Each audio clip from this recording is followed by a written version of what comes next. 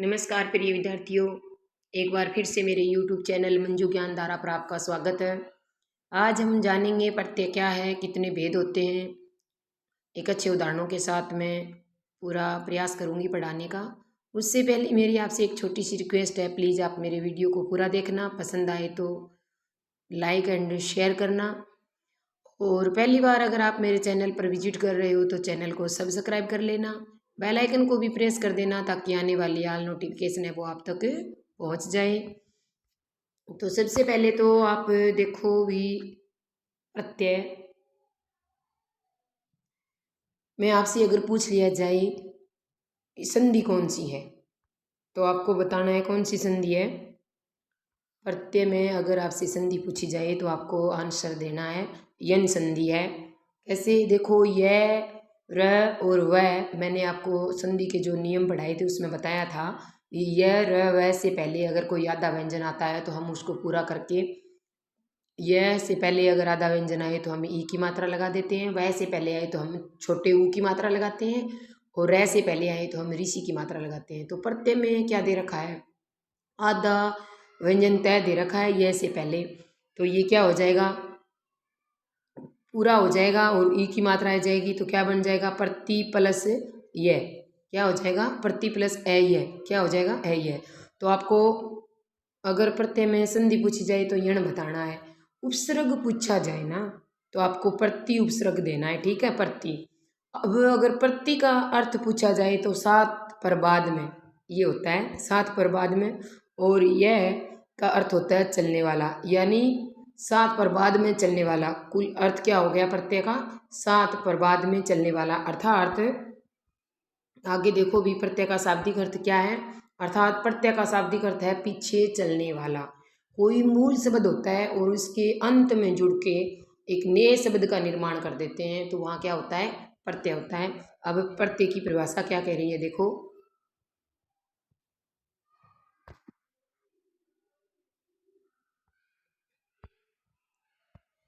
वे शब्दांश जो शब्दों के अंत में जुड़कर उनके अर्थ में क्या कर देते हैं, परिवर्तन कर देते हैं, प्रत्यय कहलाते हैं। यानी प्रत्यय का खुद का कोई सार्थक अर्थ या स्वतंत्र अर्थ नहीं होता है, किसी मूल शब्द के अंत में लगते हैं। पहले हमने उपसर्ग पढ़ा तो उपसर्ग याद रखना शब्द के पहले जुड़ते हैं और प्रत्यय शब्द के बाद में जुड़ते हैं, यानी किसी शब्द के अंत में जुड़कर अर्थ में क्या कर देते हैं, परिवर्तन कर देते हैं और एक नए शब्द का निर्माण कर देते हैं, वो क्या कहलाते हैं, प्रत्यय कहलाते हैं। आप परिभाषा से भी याद रख सकते हो, लेकिन मैंने यहाँ छोटी सी एक पहचान के रूप में बनाया है। देखो फॉर्मूला तैयार किया है। पहले आपको ध्यान रखना है क्या आएगा, शब्द आएगा, प्लस में शब्दांश, यानी जो मूल शब्द होगा प्लस में शब्दांश आएगा और फिर उससे क्या बनेगा, एक नया शब्द बनेगा। तो देखो शब्द क्या है, यहाँ शब्द है मूल शब्द, शब्द और शब्दांश का मतलब है प्रत्यय, और नया शब्द यानी प्रत्यय विधि से बनने वाला होगा वो नया शब्द होगा।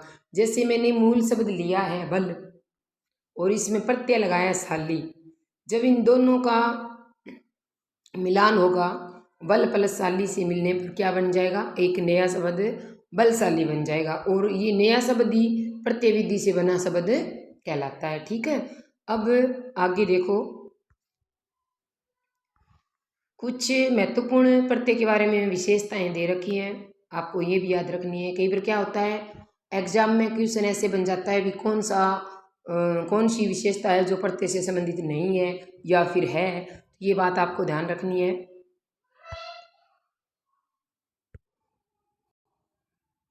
इसमें एग्जाम में मैंने आपको बता दिया अभी प्रत्यय से विशेषता से में ऐसे क्वेश्चन बन सकता है भी कौन सी विशेषता प्रत्यय से संबंधित है या नहीं, तो आपको ध्यान में रखना है प्रत्यय क्या होते हैं, शब्दांश होते हैं। प्रत्यय क्या होते हैं, शब्दांश होते हैं, ये बात आपको ध्यान रखनी है। प्रत्यय पूर्ण शब्द नहीं होते और प्रत्यय शब्दों के अंत में जुड़ते हैं, और प्रत्यय जिस शब्द के अंत में जुड़ते हैं उसका क्या कर देते हैं, अर्थ को प्रभावित कर देते हैं, ये बात आपको ध्यान रखनी है। यानी प्रत्यय क्या होते हैं, शब्दांश होते हैं। प्रत्यय का पूर्ण शब्द कोई पूर्ण शब्द नहीं होता है, प्रत्यय शब्दों के अंत में जुड़ते हैं और जिस शब्द के अंत में जुड़ते हैं उसको उसके अर्थ को क्या कर देते हैं, प्रभावित कर देते हैं। ठीक है, ये देखो आगे हिंदी में प्रत्यय कितने होते हैं? मुख्य रूप से दो ही माने जाते हैं। कितने माने जाते हैं? मुख्य रूप से दो माने जाते हैं। कौन कौन से? कृत प्रत्यय या कृदंत प्रत्यय। एक ही बात है, कृत प्रत्यय बोलो या कृदंत प्रत्यय बोलो। दूसरा होता है तद्धित प्रत्यय। अब कृत प्रत्यय क्या है और तद्धित प्रत्यय क्या है, इसकी क्या पहचान है, ये आपको ध्यान रखनी है। तो देखो कैसे रखेंगे। जो कृत प्रत्यय या कृदंत प्रत्यय होते हैं वो किसके साथ जुड़ते हैं? क्रिया के साथ जुड़ते हैं। किसके साथ जुड़ते हैं? आपको याद रखना है, क्रिया के साथ जुड़ते हैं। और जो तद्धित प्रत्यय होते हैं वो संज्ञा, सर्वनाम, विशेषण प्लस प्रत्यय आते हैं। यानी कोई मूल शब्द दे दिया जाए, अगर वो शब्द क्रिया का है तो उसके साथ कौन सा प्रत्यय आएगा? कृदंत या कृत प्रत्यय आएगा। आपको ध्यान रखना है। अगर कोई मूल शब्द दे दिया जाए और उसमें वो शब्द कैसा है? संज्ञा है, सर्वनाम से संबंधित, संज्ञा से संबंधित या विशेषण से संबंधित है, तो उसमें तद्धित प्रत्यय आएगा। अब इसकी पहचान कैसे करेंगे आगे मैं आपको डिटेल से बताऊंगी। अब आपको देखना है भी हिंदी में जो कृत या कृदंत प्रत्यय हैं वो कितने प्रकार के होते हैं। मूल रूप से हमने जाना भी दो प्रकार के होते हैं, एक तो कृदंत होते हैं और एक तद्धित होते हैं। और अब हम देखेंगे कि कृदंत जो है वो कितने प्रकार के होते हैं। तो ध्यान रखना है आपको, कितने प्रकार के होते हैं? 5 प्रकार के होते हैं। 5 प्रकार कौन कौन से हैं देखो। एक तो है कृतवाच्य, एक है कर्मवाच्य, और नंबर 3 है करणवाच्य वाचक, और नंबर 4 है भाववाचक, और नंबर 5 है क्रियावाचक। अब आप इसको एक मैंने छोटी सी मेरे हिसाब से ट्रिक बनाई है, पसंद आई तो आप मेरी ट्रिक से कर लेना, अन्यथा अपने दिमाग में जैसे भी आप रख सकते हो। इस 5 प्रकार को याद तो रखना ही पड़ेगा। तो मैंने ऐसे लिखा है, कृत यानी कृता, कर्ता, कर्ता ने कर्म को करण से भाव दिया। किसका? क्रिया का भाव दिया। किसका भाव दिया? तो देखो कर्ता से कृतवाचक आ गया, और कर्म से कर्मवाचक आ गया, और करण से करणवाचक आ गया, और भाव से भाववाचक आ गया, और क्रियावाचक, क्रियाबोधक भी बोल सकते हो आप। तो कर्ता ने कर्म को करण से भाव दिया क्रिया का। ये बात आप याद रखोगी तो ये 5 प्रकार आपके आसानी से याद हो जाएंगे। अब एक एक को जानेंगे। विकृतवाचक प्रत्यय क्या है? कर्मवाचक कृदंत प्रत्यय क्या है? करणवाचक कृदंत प्रत्यय क्या है? भाववाचक कृदंत प्रत्यय क्या है? क्रियावाचक कृदंत प्रत्यय क्या है? एक एक को डिटेल से जानेंगे। तो आप देखो,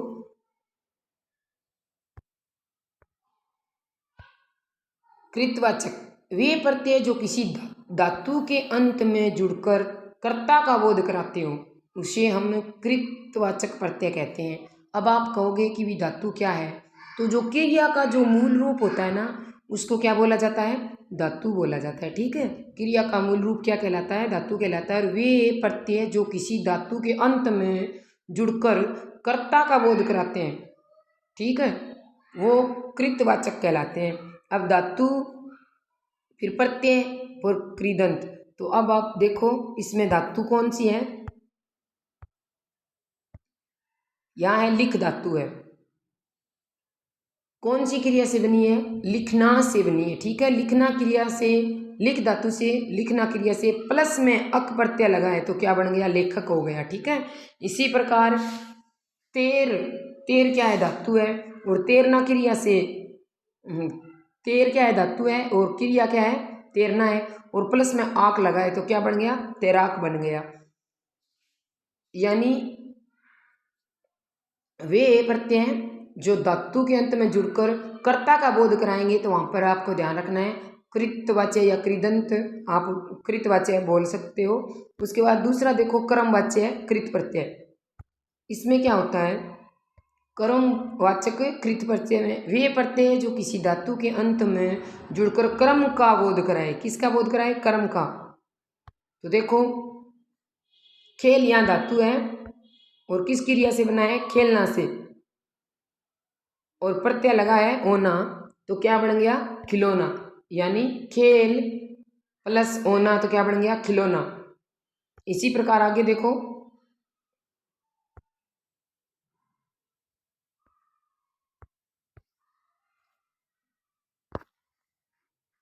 कर्णवाचक कृत प्रत्यय, इसमें क्या होता है, वे प्रत्यय जो किसी धातु के अंत में जुड़कर क्रिया के साधन या माध्यम का बोध करवाते हो, किसी साधन या माध्यम का बोध करवाएं, उसे हम क्या कहेंगे, कर्णवाचक कृत प्रत्यय कहेंगे। इसमें धातु फिर प्रत्यय लगाएंगे, फिर क्या बन जाएगा, कर्णवाचक कृदंत प्रत्यय बन जाएगा। कैसे, बेल कोई धातु है, बेलना क्रिया से बना है, बेलना क्रिया है, बेल मूल धातु है, बेलना क्रिया से बना है, और प्लस में क्या लगा है, अन लगा है, तो क्या हो गया, बेलन हो गया। तो बेलन क्या हो गया, साधन या माध्यम, ठीक है, का बोध हो रहा है, ध्यान रखना है। अब है भाववाचक कृत प्रत्यय, वे प्रत्यय जो किसी धातु के अंत में जुड़कर भाववाचक संज्ञा शब्दों का निर्माण करते हैं, यानी किसी धातु के अंत में जुड़कर किसका निर्माण करते हैं, भाववाचक संज्ञा शब्दों का निर्माण करते हैं। यानी धातु हो जाएगा प्रत्यय और फिर कृदंत हो जाएगा।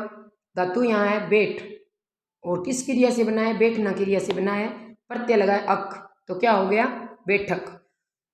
और भाववाचक के नोट लगा के मैंने लिखा है, भाववाचक क्रिया प्लस प्रत्यय, जब भाववाचक क्रिया के साथ, भाववाचक क्रिया कौन सी होती है, वो जो सारी जो स्वाभाविक क्रिया होते हैं, रोना खेलना हंसना बोलना चालना दौड़ना उठना बैठना लिखना पढ़ना, ये सब क्रियाएं किसमें आती हैं, भाववाचक क्रिया में आती है। सोना जगना सब याद रखना आप, जो स्वाभाविक क्रियाएं होती हैं वो भाववाचक क्रिया होती हैं।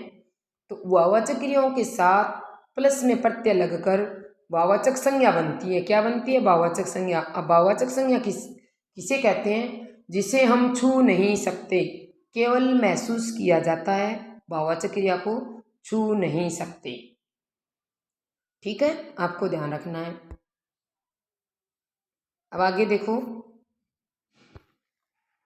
क्रियावाचक या क्रियाबोधक कृत प्रत्यय, वे प्रत्यय जो किसी धातु के अंत में जुड़कर अव्यय क्रिया विशेषण अथवा क्रिया शब्दों का निर्माण करते हो, उसे क्रियावाचक या क्रियाबोधक कृत प्रत्यय कहा जाता है। धातु प्रत्यय फिर कृदंत, तो धातु इसमें जागना क्रिया से बना है, प्लस में आ लगाया गया है, तो क्या बन गया, जागा बन गया, ठीक है। अब आगे देखो, तद्धित प्रत्यय, कृदंत तो हमने जान लिया कि किसके साथ जुड़ेंगे, क्रिया के साथ आएंगे, वो क्या कहलाएंगे, कृदंत आएंगे। और जो संज्ञा सर्वनाम विशेषण के साथ जोड़े जाएंगे वो क्या कहलाएंगे, तद्धित प्रत्यय कहलाएंगे। इसकी पहचान कैसे करेंगे हम, आगे मैंने क्वेश्चन बना के दिए हैं, क्वेश्चन के माध्यम से मैं आपको समझाऊंगी, आप वीडियो को प्लीज़ पूरा देखना। तो देखो आप, वे प्रत्यय जो किसी संज्ञा सर्वनाम या विशेषण शब्दों के अंत में जोड़कर कर्ता का बोध कराएंगे तो क्या हो जाएगा, कर्तावाचक तद्धित प्रत्यय। अगर वे प्रत्यय जो किसी संज्ञा सर्वनाम या विशेषण के अंत में जुड़कर भाववाचक भावों का बोध कराएंगे तो क्या बन जाएगा, भाववाचक तद्धित प्रत्यय। इसी प्रकार वे प्रत्यय जो किसी संज्ञा सर्वनाम या विशेषण शब्दों के अंत में जुड़कर संबंध का बोध कराएंगे तो संबंधवाचक हो जाएगा। आगे देखो, यानी वे प्रत्यय जो किसी संज्ञा सर्वनाम विशेषण के साथ जुड़कर गुणवाचक शब्दों का बोध कराएंगे, किसका, गुणवाचक शब्दों का बोध कराएंगे तो गुणवाचक तद्धित प्रत्यय हो जाएंगे। और वे प्रत्यय जो किसी संज्ञा सर्वनाम विशेषण के साथ जुड़कर शतान का बोध कराएंगे तो वो शतानवाचक तद्धित प्रत्यय कहलाएंगे। और वे प्रत्यय जो किसी संज्ञा सर्वनाम या विशेषण के साथ जुड़कर लघुता का बोध कराएंगे तो वो क्या कहलाएंगे, उनतावाचक तद्धित प्रत्यय कहलाएंगे।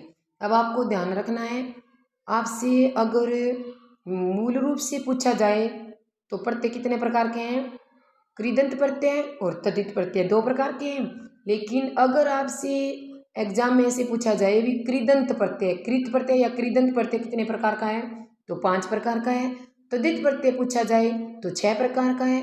और अब ये पूछा जाए भी कृदंत प्रत्यय का प्रयोग किसके साथ किया जाता है, तो क्रिया के साथ किया जाता है।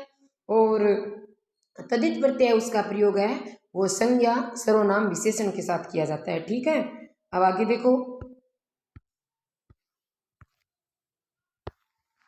अब ऐसे प्रत्यय जो किसी शब्द के अंत में जुड़कर वर्गीकरण करने वाले प्रत्यय, देखो आप कैसे प्रत्यय, वर्गीकरण करने वाले प्रत्यय, ये एक प्रत्ययों का अलग से नियम है। वर्गीकरण करने वाले यानी वृद्धि करने वाले प्रत्यय कौन से होते हैं, देखो कोई शब्द अगर आपसे दे दिया जाए उसके अंत में एयन, आयन, इक, इक्की, ई, या फिर ये सब आते हैं, यानी नो होते हैं, ध्यान रखना। अगर ये आएंगे तो कोई जो शब्द दिया हुआ होगा उसका जो प्रारंभिक जो स्वर होगा उसमें क्या हो जाएगा, परिवर्तन हो जाएगा। कैसे हो जाएगा, देखो आप, मैं उदाहरण से ही समझाऊंगी आपको।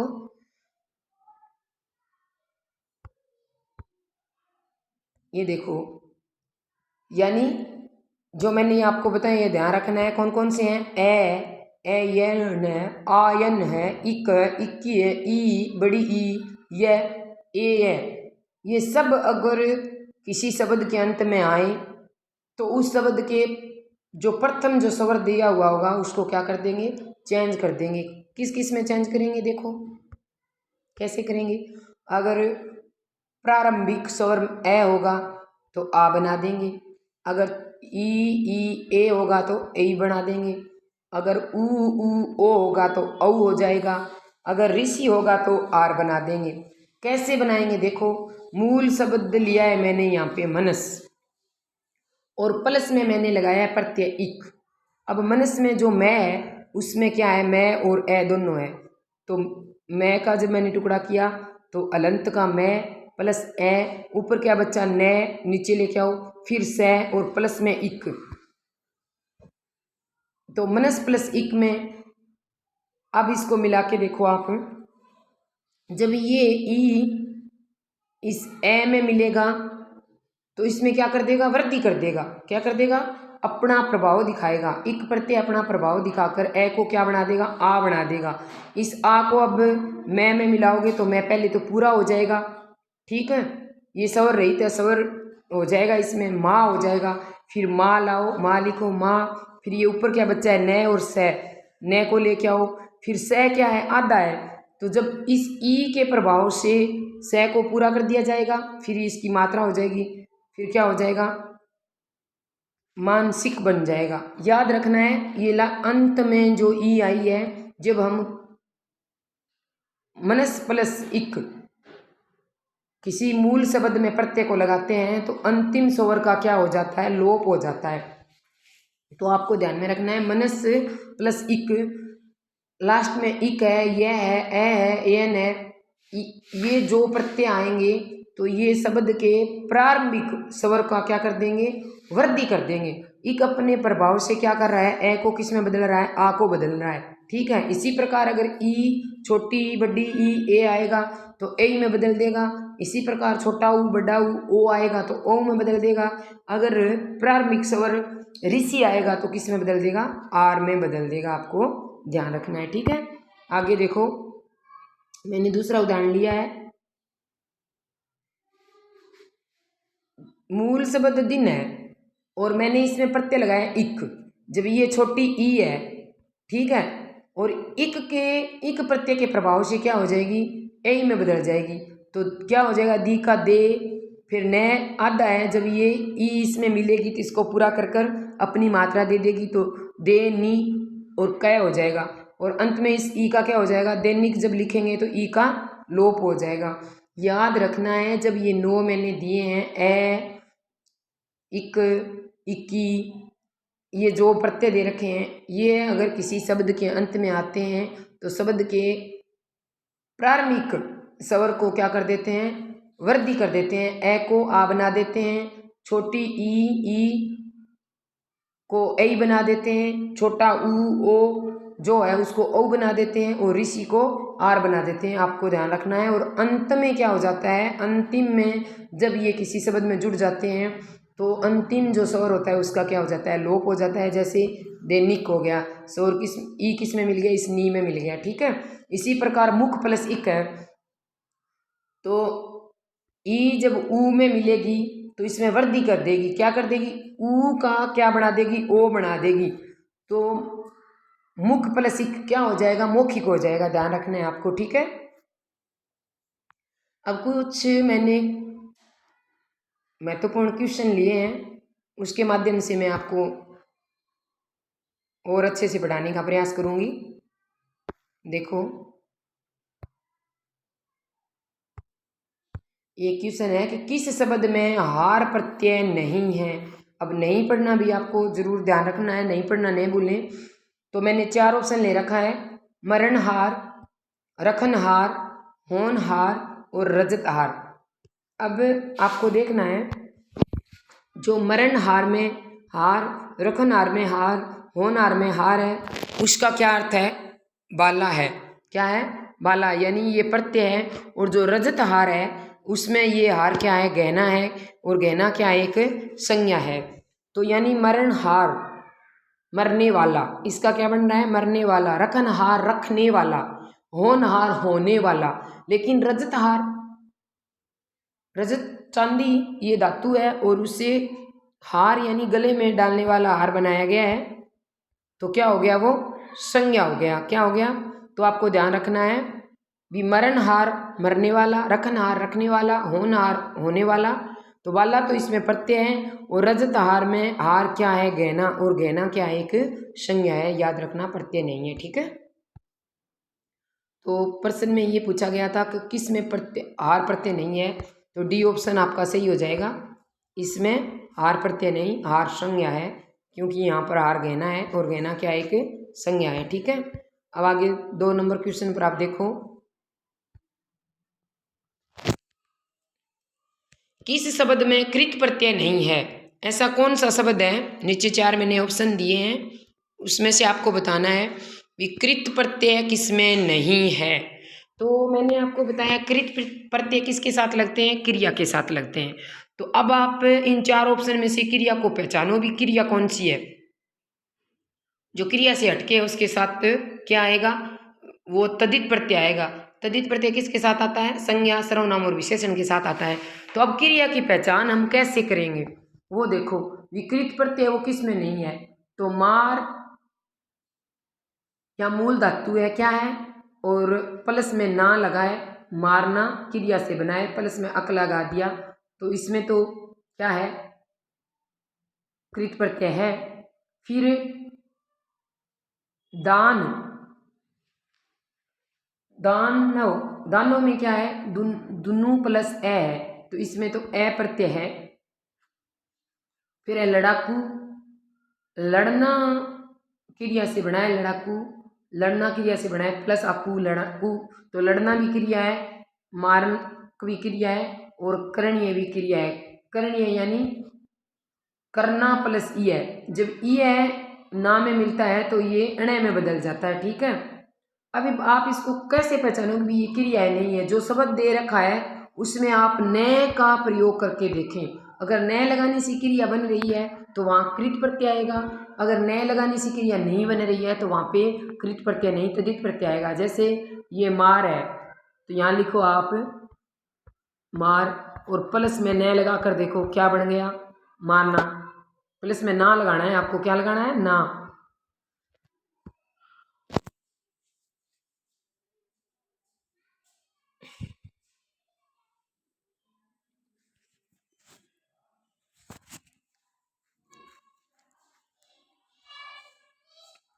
आप है ना यहाँ प्लस में ना लगा कर देखो,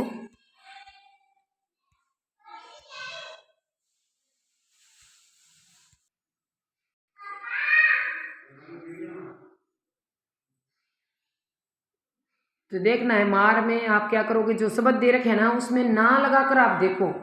अगर ना लगाने से तो जो शब्द दे रखे हैं उसमें अगर आप ना लगाते हो क्रिया बन जाती है तो वहाँ पे क्या आता है, कृत प्रत्यय आता है। अगर क्रिया नहीं बनती है तो क्या आता है, तद्धित प्रत्यय आता है। जैसे मार दे रखा है, ठीक है, तो प्लस में जब ना लगाए तो कौन सी क्रिया बन गई, मारना बन गई। यहाँ पर दान दे रखा है, जब दान में हम ना लगाएंगे तो क्या बना है, दानना। दानना तो किसी प्रकार की कोई क्रिया नहीं हुई, तो आप इस प्रकार इसको पहचान सकते हो। अब लड़ाकू दे रखा है तो कै को हटा के इसमें ना लगा के देखो, लड़ना हो जाएगा। क्या हो जाएगा, लड़ना। क्या हो जाएगा, लड़ना क्रिया और करना क्रिया। तो आप जो शब्द दिया हुआ हो उसमें ना प्लस करके देखना, अगर क्रिया बनती है तो क्या आएगा, कृत प्रत्यय आएगा, नहीं बन रही है तो वहाँ पे क्या आएगा, तद्धित प्रत्यय आएगा। ठीक है, इसी प्रकार आगे देखो, 21 शब्द में भाववाचक कृत प्रत्यय है। तो भाववाचक कृत प्रत्यय कौन से होते हैं, जो भाववाचक क्रिया के साथ आते हैं और फिर किसका निर्माण करते हैं, भाववाचक संज्ञा का निर्माण करते हैं। यानी किस शब्द में भाववाचक कृत प्रत्यय है तो भाववाचक क्रिया प्लस में प्रत्यय आएंगे और किसका निर्माण करेंगे, भाववाचक संज्ञा का निर्माण करेंगे। तो आपको देखना है, लिखाई, पियक्कड़, लुटेरे, लुटेरा और चालाक। तो देखना है लिखाई किस से है, लिख धातु या लिखना क्रिया से प्लस में लिखाई में क्या जुड़ा है, आई जुड़ा है, लिखाई। तो देखो आपको लिखाई में भाववाचक क्रिया है। भाववाचक क्रिया वो होती है जिसको हम छू नहीं सकते, केवल महसूस किया जा सकता है। अब आप बताओ, कोई चीज़ अगर आपके सामने लिखाई मतलब लिखी हुई दिखाई दे रही है तो क्या लिखाई को आप छू सकते हो, बोर्ड को छू सकते हो लेकिन लिखाई को नहीं। तो याद रखना है, जहाँ पे मतलब कोई चीज़ जिसको हम छू ना सके, सिर्फ महसूस कर सके, तो वहाँ कौन सी क्रिया आएगी, वहाँ कौन सी संज्ञा आएगी, भाववाचक संज्ञा आएगी। और जब भाववाचक क्रिया के साथ में प्रत्यय लगेगा तो वहाँ क्या होगी, भाववाचक संज्ञा होगी। तो यहाँ पर लिखना क्रिया है, प्लस में आई आया है तो क्या बना है, लिखाई बना है। ठीक है, ये पियक्कड़ है, लुटेरा है, चालाक, चालाक है, ये क्या है, ये तो विशेषता बताई जा रही है भी। कोई पियक्कड़ यानी पीने वाला, लुटेरा यानी लूटने वाला, चालाक यानी चालाकी करने वाला। ठीक है, ये बात आपको ध्यान रखनी है। इसी प्रकार आगे एक क्वेश्चन और ले रखा है मैंने, उसमें दिया है विकार प्रत्यय से निर्मित नहीं है। ये ऐसे नीचे 4 ऑप्शन दे रखे हैं, भी कौन सा ऐसा ऑप्शन है जिसमें कार प्रत्यय नहीं है। तो प्रत्यय हमेशा मूल शब्द के पीछे लगते हैं, ये बात आपको ध्यान रखनी है। मूल शब्द होना जरूरी है दिए गए शब्दों में। तो देखो आप, इसमें बे क्या है, उपसर्ग है, प्लस कार क्या है, प्रत्यय। और इसमें कुम प्लस कार, तो कुम मूल शब्द है, कार इसमें प्रत्यय है। तक्षकार, तक्ष इसमें मूल शब्द है, कार इसमें प्रत्यय है। कलाकार, कला इसमें मूल शब्द है और कार इसमें प्रत्यय है। लेकिन वे यहाँ पर मूल शब्द नहीं है, वे क्या है, उपसर्ग है। तो इसका आंसर क्या हो जाएगा, बेकार हो जाएगा। तो ध्यान रखना है, यानी प्रत्यय किसके साथ आते हैं, सदैव प्रत्यय सदैव मूल शब्दों के अंत में ही जोड़े जाते हैं, ये बात आपको ध्यान रखनी है। प्रत्यय हमेशा किस में जोड़े जाते हैं, प्रत्यय हमेशा मूल शब्दों के साथ ही जोड़े जाते हैं। ठीक है, किस शब्द में, अब देखो आप, किस शब्द में आवट प्रत्यय नहीं है, आवट, ऐसा कौन सा शब्द है जिसमें आवट प्रत्यय नहीं है। नीचे 4 ऑप्शन दे रखे हैं मैंने, आप देखो बताना है भी आउट किस में नहीं है। तो ये है लिखावट, क्या है, लिखावट, थकावट, रुकावट और मावट। अब आपको देखना है भी इसकी हम पहचान कैसे करेंगे। अब जो पहला शब्द दिया गया है लिख, इसमें थक, इसमें रुक, इसमें मह, तो आप इसके पीछे ना का प्रयोग करके देखो। अगर ना लगती है तो आपको उसमें आंसर आ जाएगा, क्रिया बन जाएगी तो आपको पता चल जाएगा भी इसमें आउट है। जिसमें क्रिया बनेगी उसमें आउट आएगा, और अगर नहीं बनेगी तो वो क्या कहलाएगा, मूल शब्द कहलाएगा। जैसे लिख में मैंने ना लगाया तो क्या बन गया, लिखना। थक में मैंने ना लगाया तो क्या बन गया, थकना। और रुक में मैंने ना लगाया तो क्या बन गया, रुकना। तो लिखना, थकना, रुकना सब क्रियाएं हैं, मूल शब्द नहीं है, क्रियाएं हैं। तो इसमें क्या आ गया, आउट आ गया। और महावट में में मैंने ना लगाया तो क्या बन गया मैना। तो कोई शब्द ही नहीं बन रहा है, यानी तो खुद मावट क्या है, मूल शब्द है। ये आपको ध्यान रखना है, ठीक है।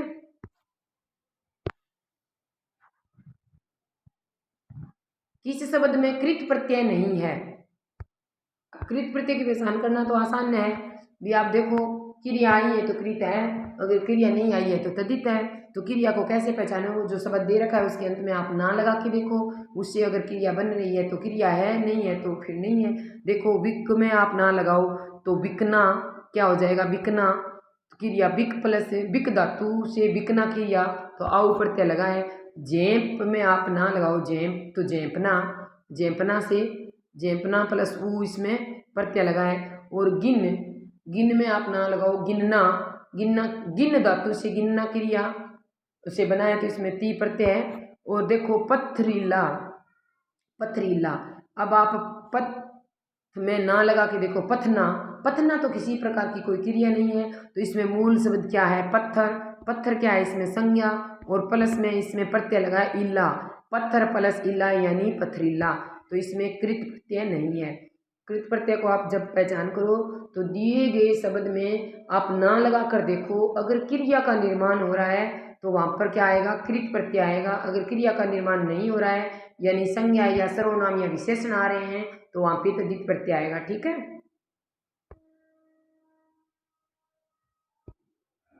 अब आगे देखो,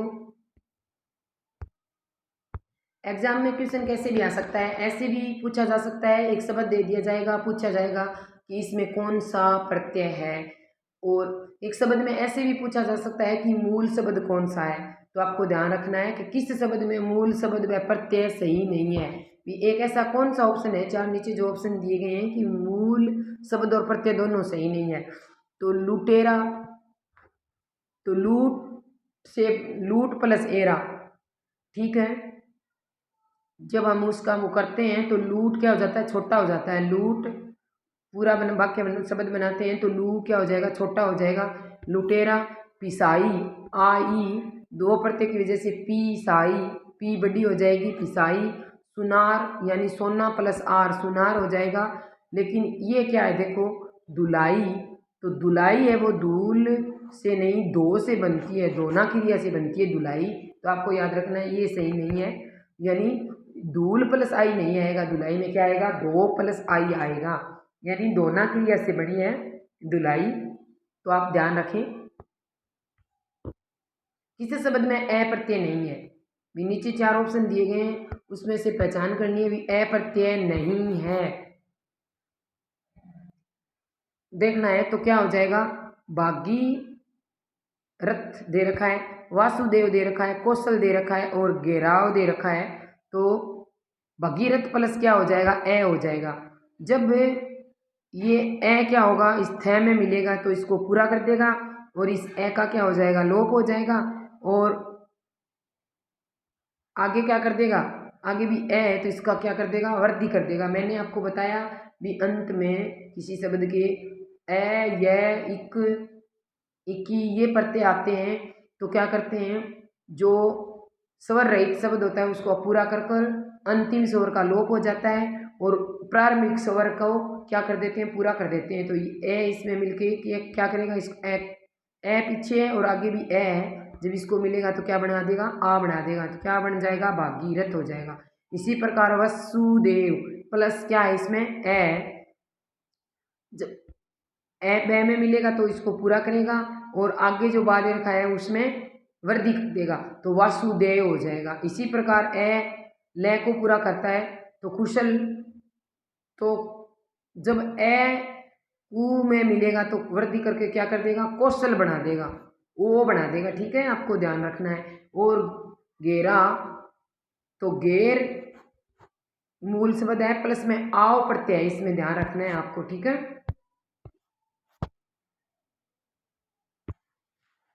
किस शब्द में प्रत्यय का प्रयोग नहीं हुआ है, ऐसा कौन सा शब्द है जिसमें प्रत्यय का प्रयोग नहीं हुआ है, किस शब्द में प्रत्यय का प्रयोग नहीं हुआ है।